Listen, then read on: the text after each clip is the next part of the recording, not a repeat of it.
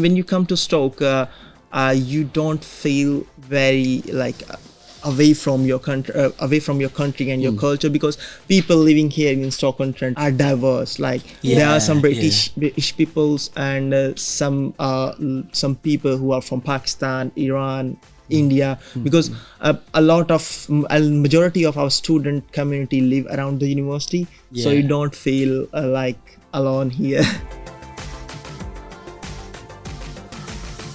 Welcome back to Series 3 of the Student Connect podcast. I'm Tiff. And I'm Danny, and we're your hosts for today's episode. This podcast is created in association with Staffordshire University and hosted by your student content team. It's a student-led podcast which shares the experiences of students progressing through university education and inviting experts from a variety of life topics. In this series, we are exploring cultures to grow our understanding and deepen our knowledge about the diverse backgrounds that make up our community. We want you, the students, to help shape this series. So if you'd like to join us as a guest, please email us on comms@staffs.ac.uk or drop @staffsuni a DM on any form of social media. Along the way, we endeavour to share our honest stories, sometimes too honest, to help to educate and discover more about other cultures. It's important to note that there may be some sensitive topics discussed. We feel these are really important to share to raise awareness of any of the issues that we go over. If at any point we use incorrect terminology, please be rest assured that this is part of us educating ourselves and not intended to cause any offence. And so, without further ado, let's get started. Yes, so first of all, the obvious question. Danny, the elephant in the you're room. back. I'm back. On the podcast as a host. As a host. How are you doing? How you been? I'm all right. I'm all good. Not too bad.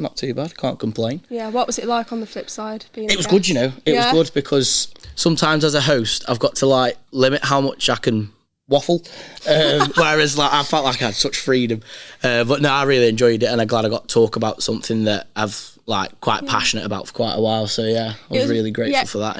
It was really nice to dive into more of Danny. Yeah. That's the thing, as well. This is what I love about this, is because these loads of different guests come on, but you learn so much about their lives. I don't know about you, yeah, definitely. Some of the things that you hear, some of the stories, you're just I would not have thought that, and it's wow, and it's good that we've got this opportunity to see how different everyone's life and how complex everyone's life. Because if you're walking through campus, for example, you probably see quite a few people. There's quite a few people on this campus, and they've all got their own individual lives. And when you deep it it's bit crazy. Bit crazy, yeah. But try not to think like that. But it's good. How's university going? It's going all right. Yeah, busy, but it's final push. That time of year, isn't it? Yeah. Will it all pay off? Hopefully, that's what they all say. But it should do. Yeah, no, I'm enjoying it. Yeah. I like to have something to do. So I'm in a stage at the moment where I'm considering what my next step is. Yeah, me too. So it's I'm at a junction, and there's 5 different roads, not specifically to 5, but there's loads of roads I could go down, and I don't know which one to go down. But I've got time. Just keep going round the roundabout. Yeah. And find your exit. Because a lot of people are go with the flow of things. I don't. I've got to be 10 steps ahead.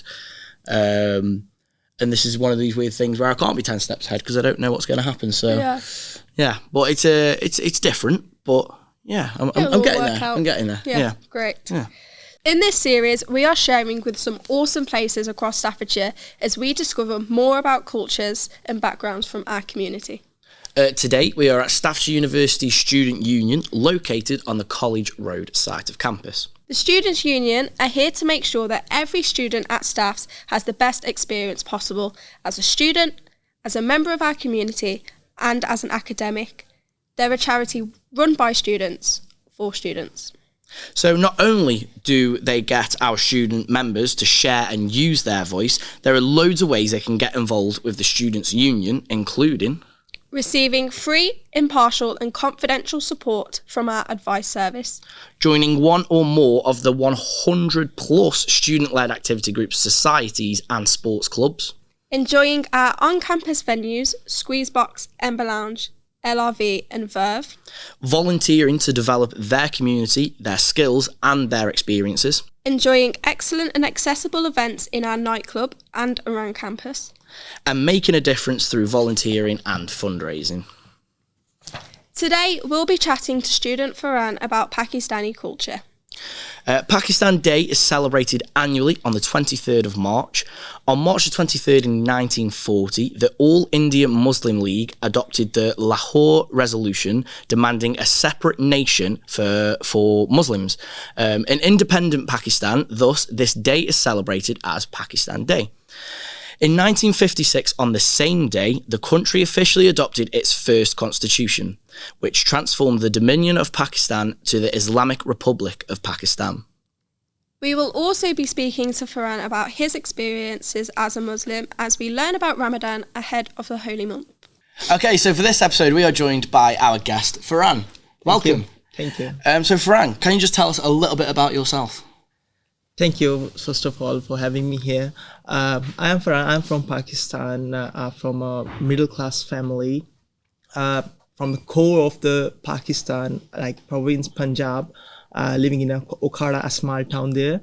So I've spent a lot of time with my family while I was upbringing there. I have 5 siblings along with my family. So I was living with my uncle, and because it's a joint family, it's a culture of Pakistan. People usually live in joint families, so it's very nice to be there. And apart from that, I've completed my education there in my hometown. So I've done my graduation there. Yeah, so it's very nice to be there in Pakistan. The people there and the friends, the close friends there. People used to get out of their houses in the evenings and going somewhere on the stalls of tea, having a cup of tea there, having conversations like that. Yeah, oh, nice. Yes. Nice. What was studying like over there? Because obviously, I'd imagine it'd be completely different to like me and Tiff, for example, as students over here. Yeah. Have you seen sort of any differences, or spoke to any students and maybe like recognised, oh, that might have been different? Yeah, the study there is quite different because if you talk about here, the study here is very practical and very enjoying. But if you talk about Pakistan, it's more about be focused to your studies. There are no specific engagement levels of students where they engage with other societies and other club events. But it's a very cultural country, so. Islamic country, so we don't have kind of club night parties and things there. But Pakistan is actually good in academics because when I was studying maths in one of my course here, it's very basic. When I started doing some of the activities and doing my coursework here, people used to ask me, "How do you know this?" So in Pakistan they teach us with a very advanced level of mathematics. So it's very very good there as well. But the study here, like the practical study here, it's very nice to be as well. Yeah. Cool. Amazing. So, Faran, today we're at the Staffordshire University Student Union. So can you tell us a little bit about what this specific location means to you?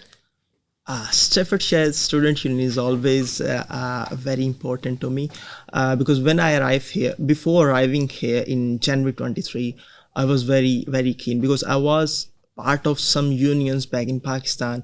But after arriving here, I just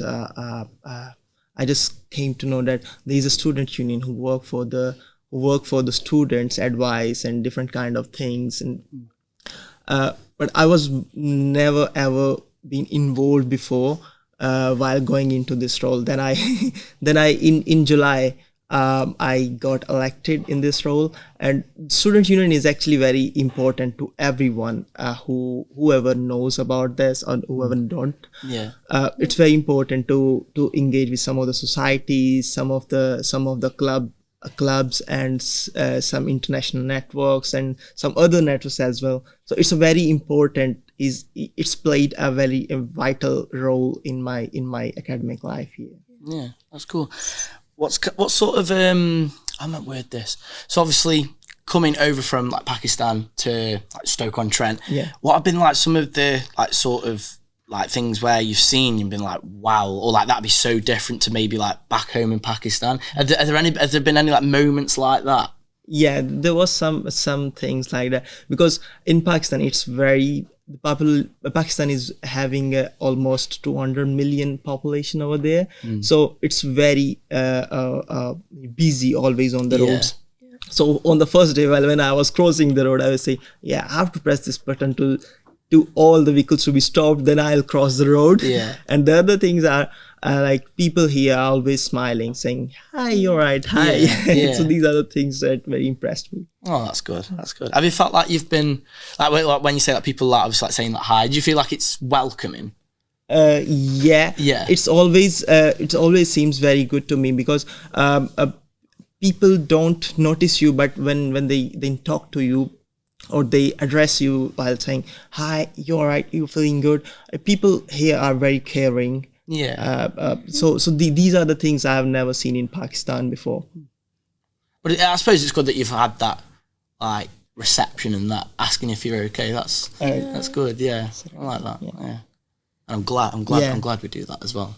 Yeah, it was a bit of a shock for me, to be honest, myself, and I live like an hour away, so. So would you say you find like even in like Birmingham, like no one talks to each other in the streets? No. Wow. I mean, like even like on my road, the neighbours all like say hello to each other, but then I speak to other people in Birmingham, and they're like, "You actually talk to your neighbours?"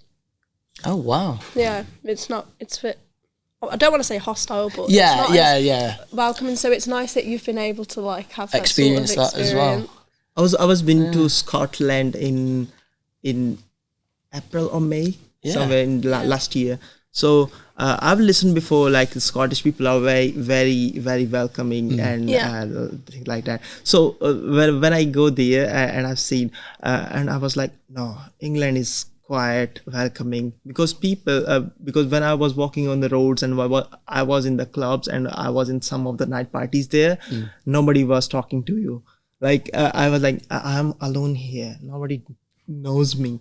But when I'm here in Stoke-on-Trent specifically, everyone, even I was not engaging at that time, the people say, hi Faran, you're right. How are you feeling here? How's the things back in Pakistan? The people here are very interested in knowing our culture here. Yeah, I'm glad about that. Like, as a resident Stokey, I don't really recognise it too much. Like when you're saying like, oh, everyone welcomes everyone. Like, I've grew up with that all my life. Like, I just like walk past someone on like my nan street, be like, "Are you okay?" Like especially like the older people, like they really respect that. But I'm glad that like you've had such a good reception. And like same with you, Tiff. You know what I mean? Like I'm really happy with that. But so obviously this episode, what, sorry? You should be proud. Wow, us Stokies. Apart from that, when you come to Stoke, you don't feel very like away from your country and your culture, because people living here in Stoke-on-Trent are diverse. Like there are some British peoples and some people who are from Pakistan, Iran, India, because a majority of our student community live around the university, so you don't feel like alone here. Oh, that's really good. So obviously with this episode being surrounding Pakistan culture, I was wondering if you could tell us about your identity as a Pakistani Muslim and sort of how that shaped your experiences and sort of the impact that's had on your life, basically. Being a Pakistani Muslim, it extremely motivated me how I see the world. So as a Pakistani Muslim, our families and our parents and our forefathers used to taught us how to respect others, how to be kind with others. And even Islam, it is very like Islam forces us to do some donations to the people and do the right things, don't do the wrong things here. So this actually discriminates me from other people, and also the Pakistani culture and the Islamic culture also keep me away from bad deeds. So we used to say prayers, we used to say do fasting, we used to do some gatherings over there. So these things are actually helped me to be a good person and do the right things. Yeah, that's good. It sounds like your religion's a big part for you and like a big part of your life. Would you agree with that? Yeah. The primary, being a Pakistani Muslim, the faith is your primary thing. So people there, you used to say prayer 5 times a day. They do fasting during Ramadan. They spend a lot of money on poor people, like donating their money to poor people. So there's a threshold level. So in Muslim community, in a Pakistani community, people, if you have 1,000 credits, you have to donate 2.5% of your money every Ramadan, like once in a year. So you can donate it not to your relatives but to poor peoples, so they can also be involved with you while celebrating these activities there. That's cool. That's nice. So how would you observe religious practices and celebrations as a Pakistani Muslim? Like, can you tell us a bit more about your different kind of celebrations? Yes, so there are a lot of Islamic or Pakistani cultures there. It's different and varied with the provinces to provinces. So if you talk about the Punjabi peoples usually have their own traditions and culture, but if you talk about the religious things that are common in all of the provinces, so we used to pray 5 times a day. We used to have fasting. We used to celebrate Eid. There are 2 Eids. One is Eid al-Fitr, which is exactly being celebrated on the conclusion of Ramadan. But Eid al-Fitr, that is exactly 2 months after the Eid al-Fitr, which is Eid al-Adha. That means people celebrate by doing sacrifices to God. And also, this is not about specifically for sacrifice, but every year, millions of people around the world gather in Makkah. Makkah is a holy place in Saudi Arabia, Makkah and Medina. So they do perform Hajj there. Hajj is an obligation in Islam. So every person who is Muslim have to perform Hajj once in a life. So these are the things we usually do there. So the prayer is the thing I always remember while I was in Pakistan. Here I have never listened at the voice of azan over the speakers, but in Pakistan, whenever it times for Fajr like means the early morning prayer, Zohar is the midday prayer, and the Asr, Maghrib and Isha, like time to time it changed. So every time you go to Fajr prayer in the early morning, like in 4 a.m. Really? Yeah, wow. 4 a.m.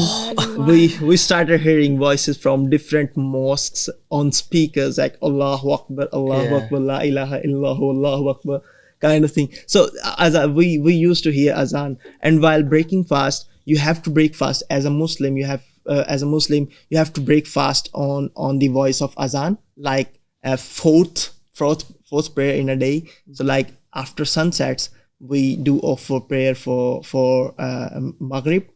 So after Maghrib, you have to break your fast.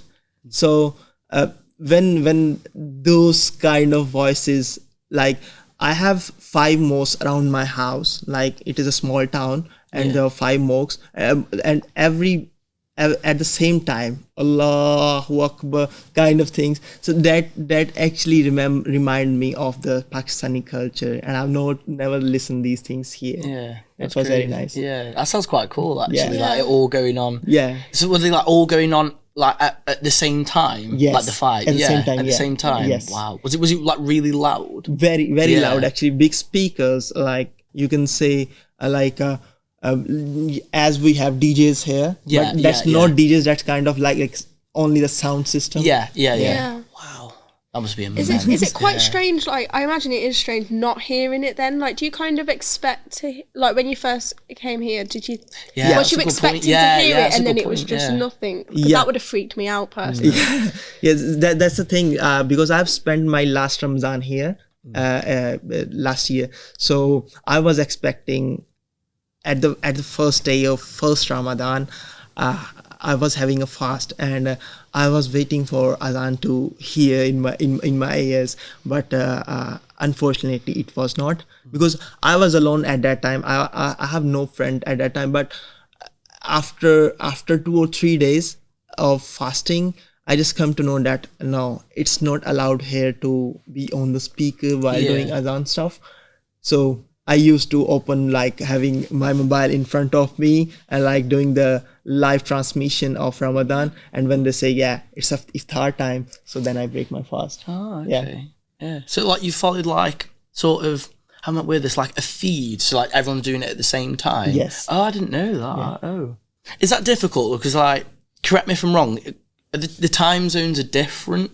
Is the time zone here different to Pakistan? Yes. So Pakistan is 5 hours ahead of UK. So they usually like it's according to the sunset and sunrise. Oh, okay. So the fasting here would be for this Ramadan, it would be like 4:30 in the morning. You're gonna have fast, and you are going to break it at 7:30 in the evening. Yeah. So it's quite long here, but in Pakistan, it's quite short time. It's according to the sunset and sunrise. Yeah. But it's good to have fasting here because it's cold. During fast, you don't have to eat or you don't have to drink anything. Even you restrict yourself to going in, because music in haram in Islam. So we don't listen to music. We just use the Arabic. We used to listen Quranic recitation. So this is very different there. Yeah. Was it did it take a bit of an adaptation to like go from like in Pakistan? You said that because of the sunrise and the sunset, you fast for a short amount of time than you do here. Yeah. What was it like adapting to that and having to kind of like, was it difficult? Yeah, it's not difficult for me, as I've told you that it's very cold here. So in Pakistan it's very hot. The maximum temperature is almost 43 to 45. Really? Yes. Wow. So it's very hard in Pakistan to having fast during summers. Because it's according to the moon. Like you have your Ramadan during we have a lunar calendar. So Ramadan comes upon like the lunar calendar. So every time it might have some different dates and different times during a year. So after 10 to 20 years, it comes in winter. After 10 to 20 years, it comes in summer. So it's very good to having fasting here. Like I don't feel, we eat a lot in the morning, and we don't feel thirsty during whole day. Because it's cold here. So it's good to having fasting here. Do you feel like you've been like well supported since like coming over here? Have you felt like there's been support for you like during like Ramadan? So because I've lived back in Pakistan, I've lived there in hostels for 2 years, but I've never cooked because the food stuff there, everything is halal, because Muslims usually eat halal stuff. So we can eat from outside anywhere from a local market or kind of thing. But here we have to be very very conscious while we was eating outside. So during Ramadan, during the last Ramadan, I was not able to cook because I have to manage with my studies. I have to go to one job as well. So it was very hard for me to manage in the cooking stuff. So I used to go near mosque, like there is a central mosque right there in Hanley, and there is one mosque in just 3 streets away from here. So every day I used to go there to break my fast. So they provide you with the food for iftar. They provide you with the after fasting. Like during iftar, we have to use dates. That is sunnat. Sunnat means that this is the thing that is being followed by our last prophet. So we break it with the water and dates, and after that we say prayer, and after praying we eat rest of the stuff. Cool, nice. So could you please explain to us the significance of Ramadan and Eid in your culture? Ramadan is very, very important. That plays a vital role because it shows us that how being starving for the food, like how. So in these months, in this Ramadan, not in this Ramadan, like during Ramadan, people used to say, like I've listened these things. So people used to say, nobody, even someone is very poor, cannot manage with their food on daily basis. During Ramadan, nobody sleeps hungry. Nobody sleeps hungry. So every time. So if you are not having fasting, like I'm a Muslim, if I'm not having a fast today, so I have to feed 10 people. I have to feed 10 people who are hungry or who are in need. I have to make them able to have fast.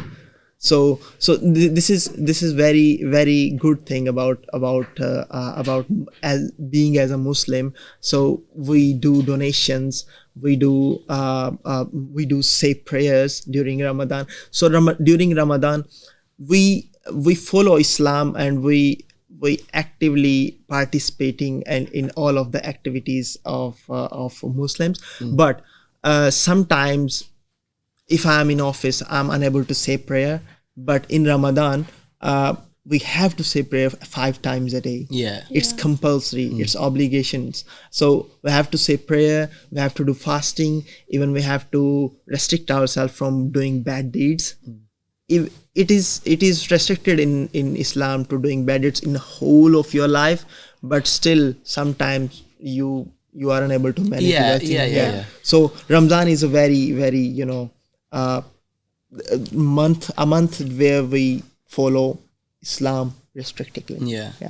So when you've been like working, I was like here in the Students' Union, and it's been during Ramadan. Has there been I might word this, sort of like an area where you've been able to pray? There are some areas, but usually I've never used the spaces here in South University, but as I'm aware, there are 2 to 3 different spaces that we say multi-faith room, where all of the other faiths people come and say their prayers, come do their praying and the faith stuff. So it's very good, because I've seen some universities in Wales, there was no mosque around the town. So there are some multi-faith rooms in the universities where Muslims, where Christians, where Sikh peoples, where Hindu people used to worship or do their prayers there. So this is a good thing, I think, because I've seen one or 2 students who were standing and asking me about the faith room in the university. So I've signposted them to the Mellor building or somewhere in Catalyst. So it's very nice to be there. So I've seen every time when I pass through those multi-faith room, I've already seen some Nigerian peoples and some Muslims from Pakistan or India or Bangladesh, and some other religions as well. And it feels very, very good to me, because these things organize you in such kind of way that you feel yourself that you are not in your country, yet you are. This thing make you feel like you are, like, think beyond the borders. Nigerians, Pakistani, Indians, all are one place. I suppose that's one of the beautiful things with religion, isn't it? Yes. Like, it doesn't matter who you are, where you come from, you can believe it if you want to, and that's one of the things that I do love about it, because there is no discrimination, is there? You know what I mean? Like you're saying with the multi-faith room, and it's good that we as the university, we can offer that to students, and obviously like them students come to you to asking you signposting, like you probably don't realise, but that's probably really impactful for them, because they've got someone they've got someone to go to talk about to that. So I mean, that alone just shows how important your role is, which is really good. That is. How does your family play a role in Pakistan culture? Or I'll probably reword that. What's like the culture of like family like in Pakistan culture? Like, is it a really big important thing? It's very, very important thing, because I've seen much difference while I arrive here. So in Pakistan, we used to live in a joint family, like my uncle, my aunt, my father, along with my grandparents. We live in the same place. Even their children live in the same place. Yeah. And the families plays very important role while someone is like while during their upbringing. So they teach us about how would you respect others. They teach us how to be kind, how to do the right things. They tell us about the very important lesson of the life, and these are the things which are very important to me. And even after, because I've seen the culture here, parents have to leave their children after 18. But back in Pakistan, even you are 34, even you are 50, even you are 60, if your parents are alive, you have to support them. Yeah. So these are the things that make me feel very proud that I am supporting my parents, I'm supporting my uncle, I'm supporting my aunt. So whenever in case my uncle is unable to make something or is able to manage something during his life, so I would be able to help him monetarily, or I can say, like, I can motivate them during any kind of hardship, or I can help them in like donating some money to them, like giving some money so they can make their time very well during that hardship. So these are the things that really remind me of Pakistan. That's good. It's quite nice that you stick together, because, like, as you say, over here, once you're 18, that's when it really gets to start kind of like, okay, so when you're leaving home, when you're getting your own place, when are you going to start? Like, what's your 5-year plan? What's your 10-year plan? Are you going travelling? It's very much, it's quite like push. Yeah. Like, start thinking about different steps. So it's quite nice that in Pakistan it's very family orientated, and it's really like your family stick together. Real sense of like togetherness. Yeah, because like even when I was in Madrid, we were working with students on like a sports science course over there, and they were from like loads of different countries. So there's like some from like I know, like Russia, one was from Uzbekistan, South Africa, and like they had just basically turned like 16, 18 and just gone to a different country to study. And like in my mind that's crazy, because like, I would never be able to do that, because like I can't live without my mum and my dad, so like I wouldn't be able to do that. But there's another one of my mates who's on the level below me. He's Italian, but he was saying how in like an Italian culture, like it's and Spanish as well, children will go off for like the football side of things, and they'll move to a different country to obviously like try to get a career in football, and like it's mental when you think about it. But because I was saying to him, like when we were in Madrid, I was like, do you miss your family? He's like, yeah, I miss my family, but I'm so used to traveling, it doesn't faze me like being away from home. Whereas like me, I was away for this was like 3 days at that point, and I was like, I want to go back home. I miss my oatcakes. You know what I mean? It's like so. But yeah, it's like again, that togetherness. It's really good, because like even like for me, like, I'm not religious, but like that family aspect's massive, and like I don't know what I'd be able to do without my family. Same here. Yeah. In what ways do the communities come together for the celebrations in Pakistan? Yeah, if you talk about the religious celebration, there are different occasions when people get together. So as I've already told you, like people used to, like if during Ramadan, so we invite different families, like our relatives or some poor people at our home to do the iftar stuff. And at the end of the Ramadan, we also celebrate Eid.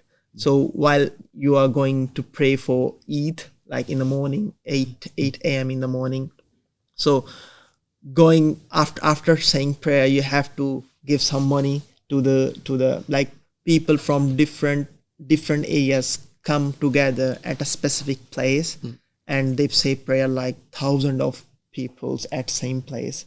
Like and after praying, they have to like embrace each other, like hug each other, like making them feel better, and after praying, they have to give some money to the poor, so they can also be involved in the same way that we are celebrating.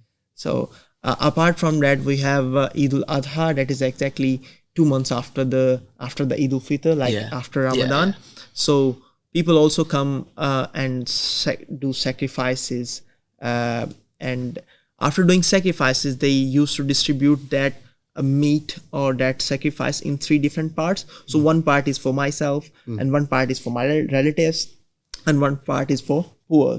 So in that way, we also make some feast on that day and invite our families to come over and enjoy.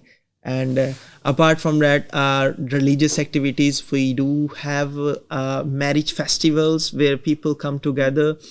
Like if I talk about my brother's marriage, there were 700 people from our family come together and celebrating that stuff.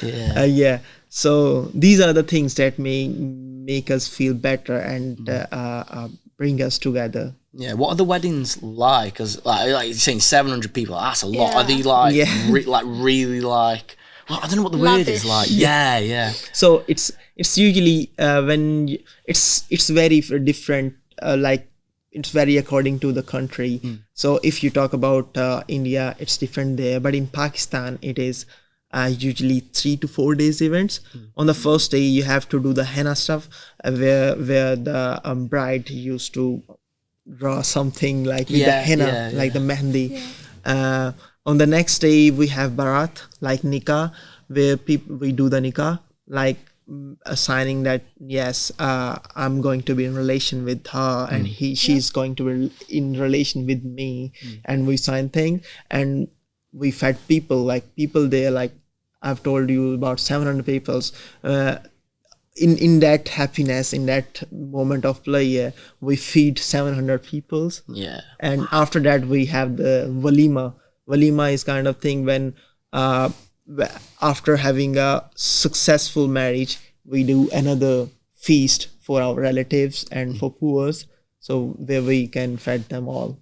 So this is different from other countries. I'm noticing the theme, like it's really great how you find a way to like include everyone in everything. I find that really like something that should be done more. And that's like again that sense of community and to like coming together. And these celebrations, nice. even we call our relatives and our neighbors and our close friends as well. Even that day, we used to beat drums in our streets. So everyone know that Faran is getting married. Oh, that's cool. Have you ever, like yourself or just in general, experienced any sort of like challenges, or are there any sort of challenges that like Pakistani Muslims or just Muslims in general face, like in your opinion?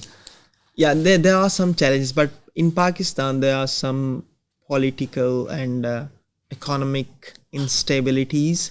But when I talk about here in abroad, I feel something like Islamophobia. People don't think like the Muslims. They have a different opinion about Muslims. So these are the things that is actually impacting Muslims and their identities. And in this day and age, that shouldn't be happening. And it's disgusting that it still happens, all because of what you believe. And I just it's not specifically about in Staffordshire University, because I feel the community here and our society, like Islamic society and some other societies, have helped a lot to overcome this thing.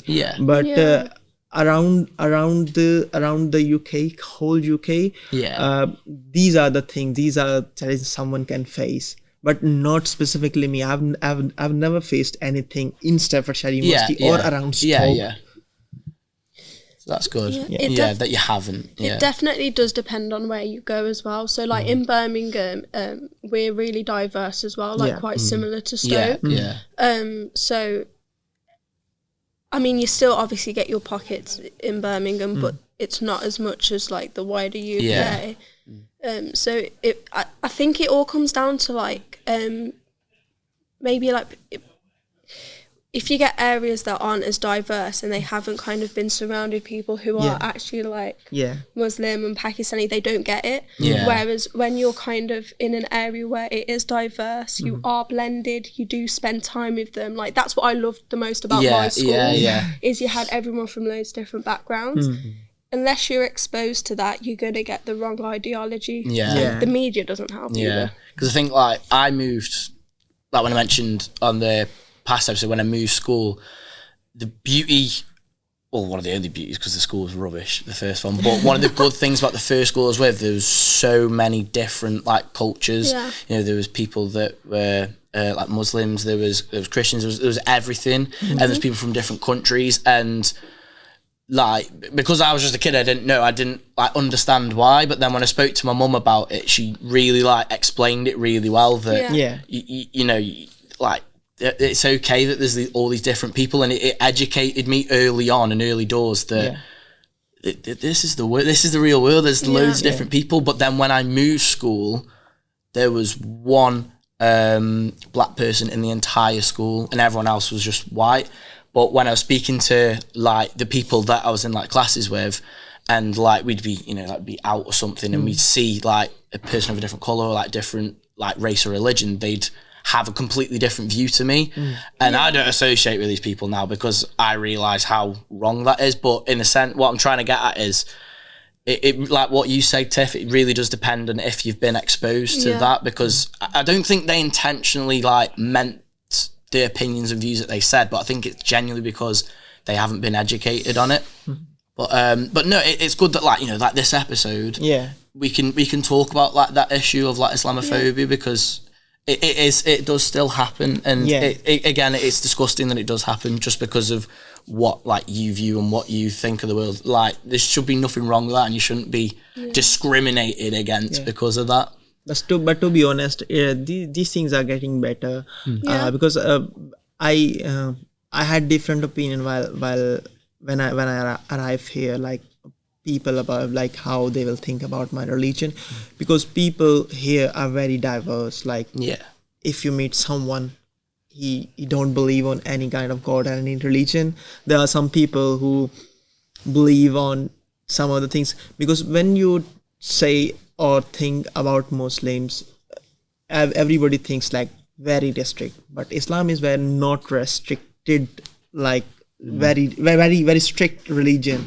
But Islam told us how to sort of get into your life, how you would, you know, like doing your practices in praying, and how what things you should not do, and how this gonna impact. And every reason is already in Quran. Quran is a holy book of Islam. So after arriving here, I came to know that these even someone is black, even someone is brown, even someone is white.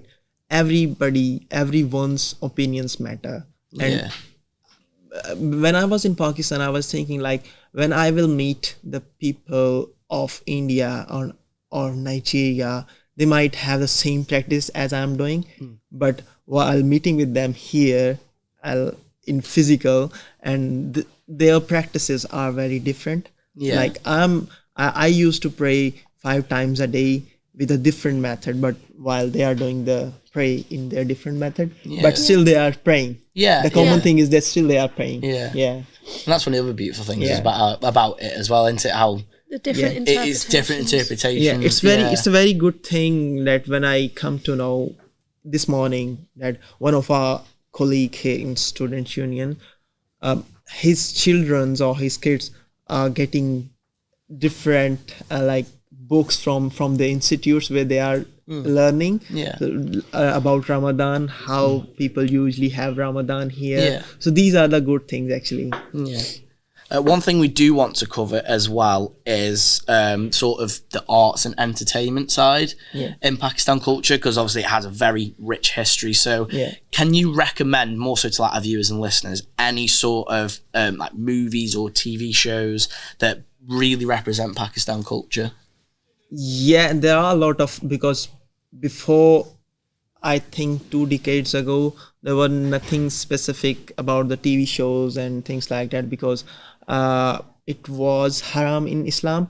But with the modern practices, they have indulged something in our culture. So there are some movies, Khuda Ke Liye and Bol, which actually covers the like our identity and socio-economic nuances. Yeah. So these are two specific movies. And if you talk about the families, how we used to live and how relationships are and how family actually do in their lives. So there are two different drama, like Zindagi Gulzar Hai and Humsafar drama.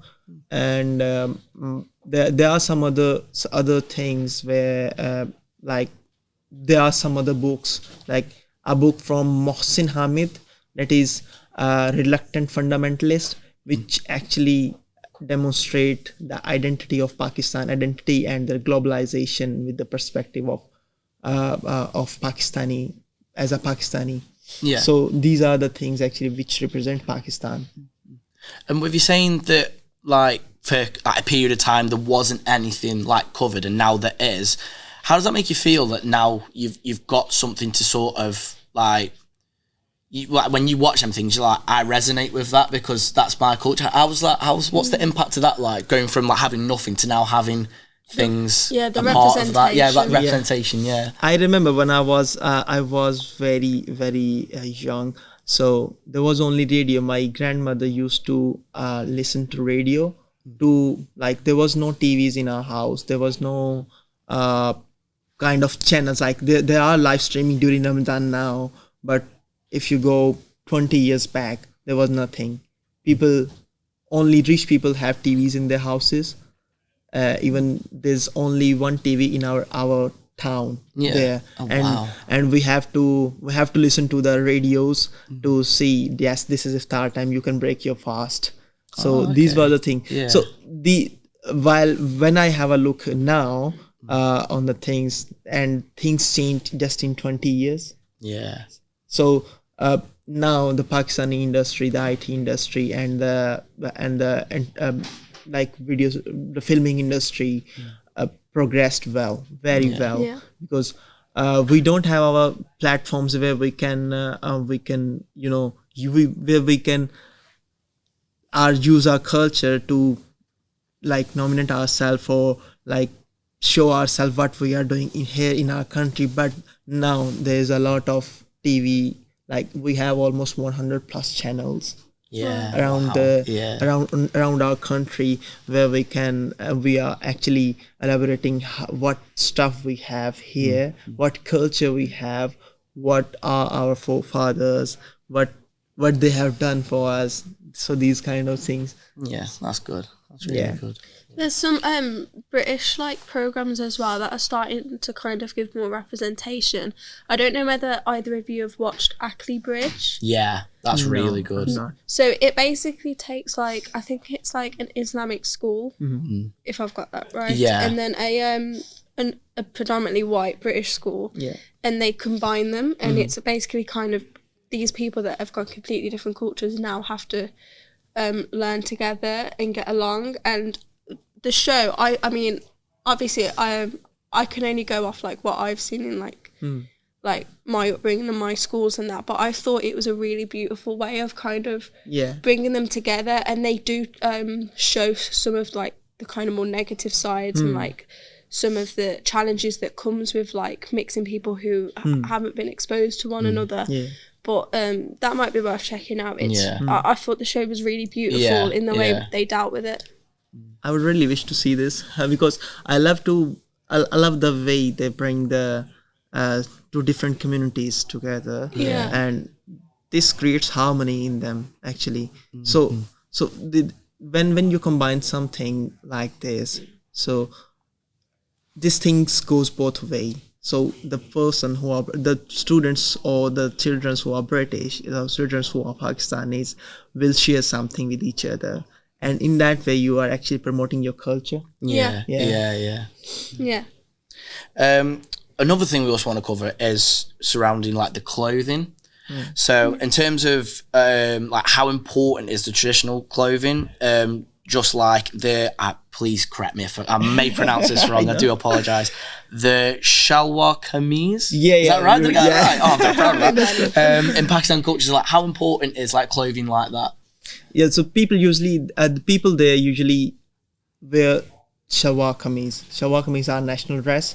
So most of the people, not in the offices, but in the local community used to wear the shalwar kameez, and it is very good for Muslims to wear shalwar kameez during Ramadan as well. Oh, okay. Because it's very, very nice and loose costume.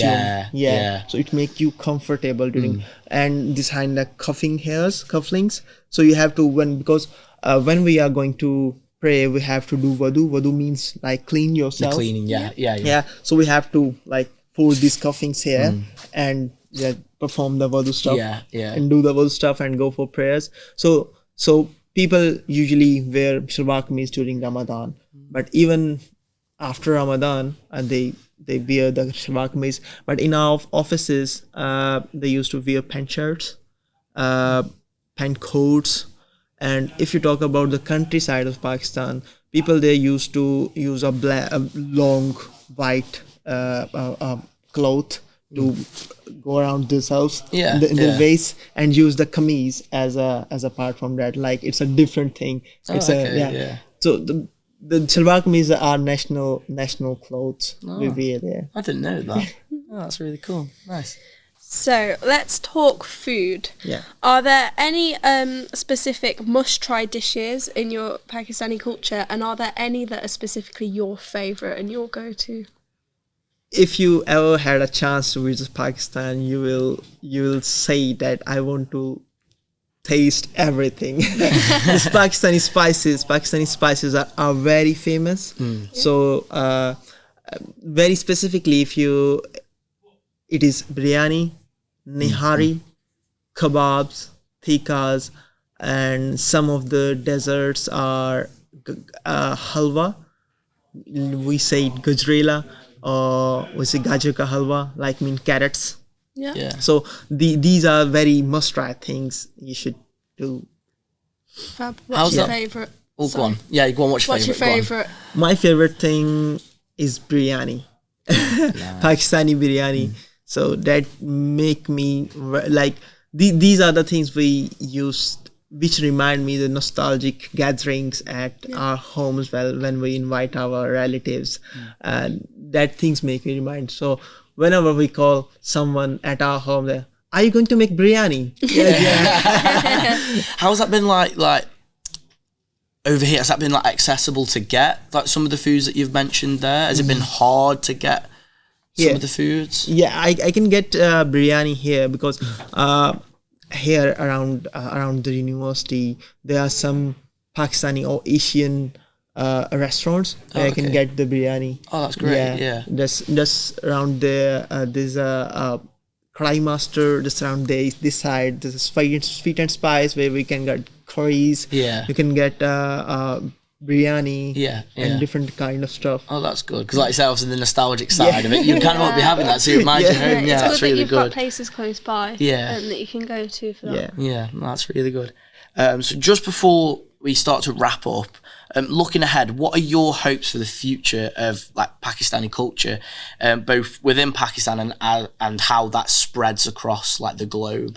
Pakistani culture they are actually like developing day by day, but I would say these things should not be stopped, as they are like leaving their footsteps or bringing their culture in here.